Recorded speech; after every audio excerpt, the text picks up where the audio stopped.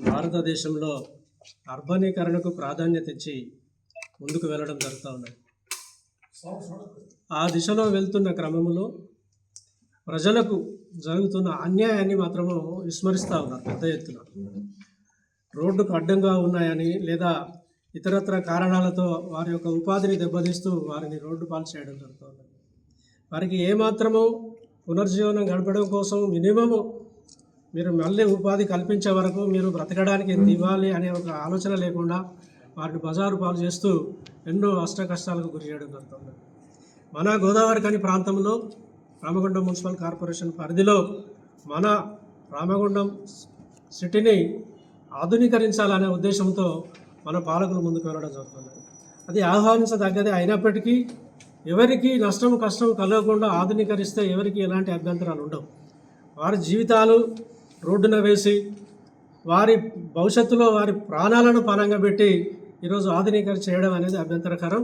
ఈరోజు లక్ష్మీనగర్ కళ్యాణ్ నగర్ ప్రాంతంలో రోడ్లు వేశారు, ఆనందదాయకమే.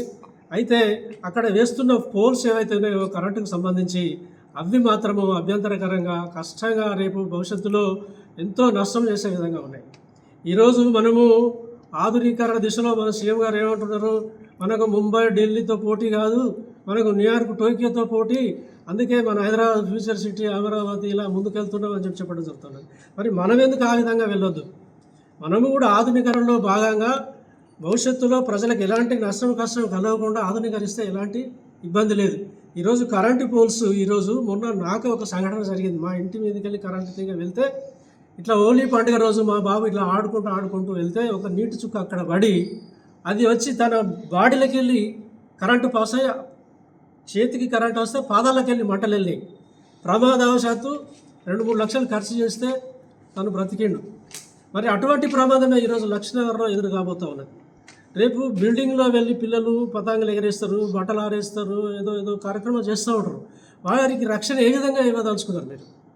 ఈరోజు మనకు అండర్ గ్రౌండ్లో ఒక స్టీల్ పైపులో కానీ ప్లాస్టిక్ పైపులో కానీ కేబుల్ పెట్టి అక్కడ నుండి మీటర్ కనెక్షన్ ఇస్తే సరిపోతుంది. ఇంత పెద్ద ఖర్చు పెట్టి చేయాల్సిన అవసరం లేదని చెప్పి మేము భావించి ఈ యొక్క ప్రభుత్వానికి మున్సిపల్ గవర్నమెంట్కు లేదా విద్యుత్ శాఖకు తెలపడం జరుగుతూ ఉన్నది. 3 ఆప్షన్స్ మేము సూచిస్తూ ఉన్నాం. మధ్యలో అన్న వేయండి వీధి లైట్లు, కరెంటు స్తంభాలు పాతి కనెక్షన్ ఇవ్వండి, ఏ ఇబ్బంది ఉండదు. డివైడర్గా కూడా పనిచేస్తుంది, ట్రాఫిక్ కూడా సులభంగా అటు ఇటు రావడం జరుగుతుంది. అదేవిధంగా అది వీలు కాని పక్షంలో అండర్ గ్రౌండ్ వేయండి. అది కూడా వీలు కాని పక్షంలో మన పవర్ ఎంత దూరం ఉండాలో అంత దూరము మీరే మార్క్ ఇచ్చి మీరే రిమూవ్ చేసి మీరే రక్షణ కల్పించాలని చెప్పి ఈ సందర్భంగా మనవి చేస్తూ ఈ ప్రభుత్వానికి మేము నుండి తరఫున మనవి చేస్తున్నాం. అంతేకాకుండా మన రామగుండం మున్సిపల్ కార్పొరేషన్కి ఒక ప్రత్యేకత ఉన్నది.